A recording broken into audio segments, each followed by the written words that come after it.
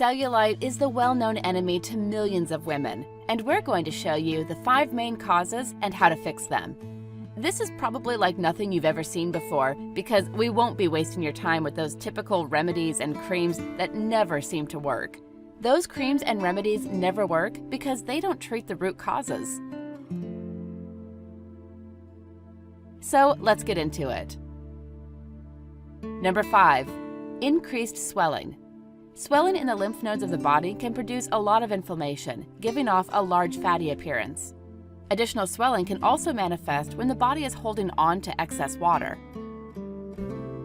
It's important to know that sodium causes water retention and potassium relieves fluid retention. So the solution here is to ensure you're getting sufficient potassium to drain those swollen lymph nodes. You might think, oh, well, I eat bananas, so I'm good on potassium. But in reality, a banana is only 1/12 of the daily potassium recommendation. Look for ways to increase your potassium intake and minimize your sodium intake. Raw vegetables are a great source of potassium, so work to add those into your diet. Number 4, fat cell enlargement. Fat is the layer under the dermis that makes cellulite possible. The unappealing, lumpy look of cellulite is created by the fat cells directly below the skin. Now, the fat cells, once they're created, they cannot be destroyed. So the solution is to shrink the existing fat cells. How do you shrink fat cells? Start by focusing on reducing the hormones insulin and estrogen. Insulin plays a role in how much fat is stored, so it's key to lower insulin. The main way to do this is through changing your diet, which we'll get to in a minute. Estrogen is another fat producer, especially around the hips and thighs, and it's the main reason why more women suffer from cellulite than men.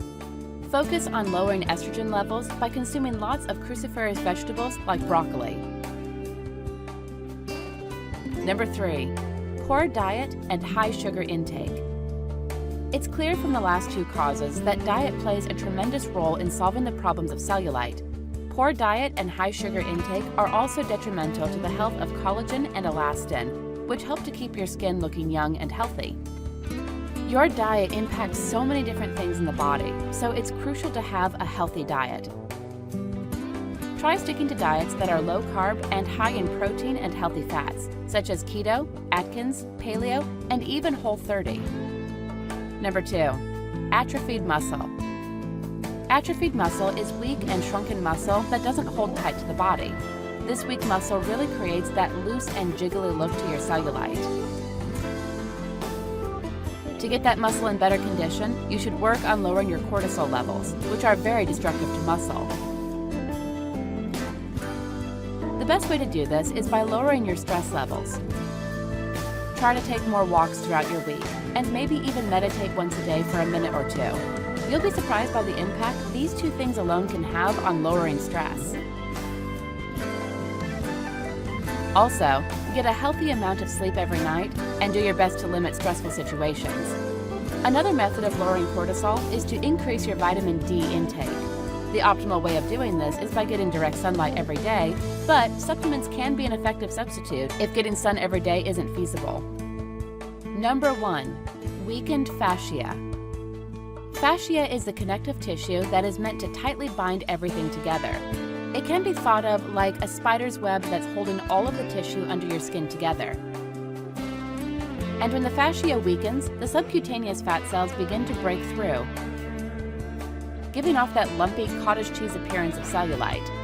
So, how do you get healthy, strong fascia? By increasing your growth hormone levels. Now, there are 3 major ways to go about doing this: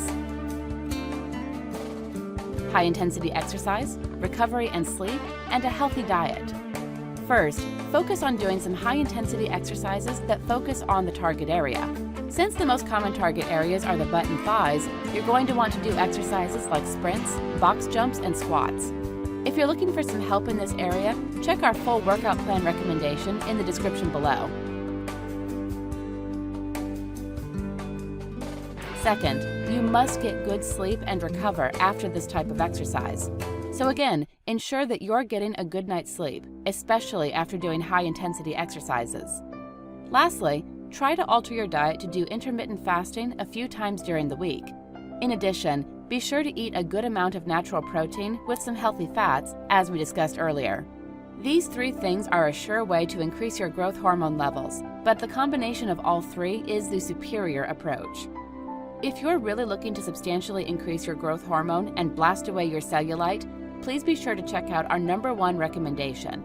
It's a cellulite workout plan that's broken down into 3 specific routines that will target the #1 root cause that we've just explained. The workout system is a lot more than the typical cellulite toning exercises that we've all heard about. You can check out this workout plan by clicking on the link in the description below. We truly do wish you the best in getting rid of your cellulite. We're confident that if you fix these 5 root causes, then you'll begin to regain your healthy-looking skin. If you start today, you'll be on the fast track to building that bikini confidence. Just remember that cellulite is reversible, and you can defeat it. Please do like and share this content, as we know there's a world of women who suffer from cellulite.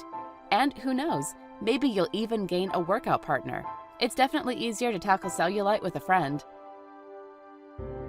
Thanks for watching, and have a wonderful day.